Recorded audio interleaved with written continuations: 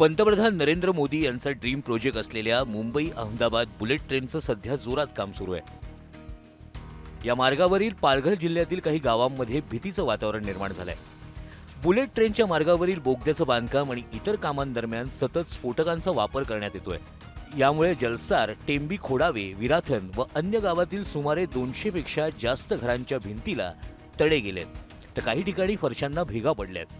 या सर्व परिस्थितीमुळे स्थानिक नागरिक जीव मुठीत धरून जगत असून त्यांच्यामध्ये भीतीचं वातावरण निर्माण झालंय.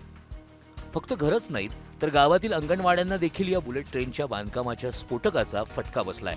मुलांच्या सुरक्षेबाबत पालक चिंतित आहेत. स्थानिक नागरिकांनी अधिकाऱ्यांकडे तत्काळ पुरेसा मोबदला देण्याची मागणी केली असून स्फोटकांची कामे सुरक्षित करा असं नागरिकांचं म्हणणं आहे. तसेच झालेल्या नुकसानाचं योग्य सर्वेक्षण न झाल्यानं मोबदला देखील कमी मिळतो. जर शासनानं यामध्ये दखल घेतली नाही तर स्थानिक नागरिकांचं नुकसान आणखी होण्याची शक्यता आहे, असं स्थानिक गावकऱ्यांचं म्हणणं आहे. या प्रकरणी पालघरचे तहसीलदार रमेश शेंडगेंनी सांगितलंय की आम्हाला तक्रार प्राप्त झाली आहे. 2 महिन्यात वरिष्ठ अधिकारी व बुलेट ट्रेन प्रकल्पाचे अधिकारी यांच्यासोबत बैठकही होईल. बैठकीत घेतलेल्या निर्णयाची माहिती सार्वजनिक केली जाईल असं शेंडगेंचं म्हणणं आहे. आता या प्रकरणी काय निर्णय होतो हे पाहणं महत्त्वाचं ठरणार आहे. ब्युरो रिपोर्ट, मुंबई तक.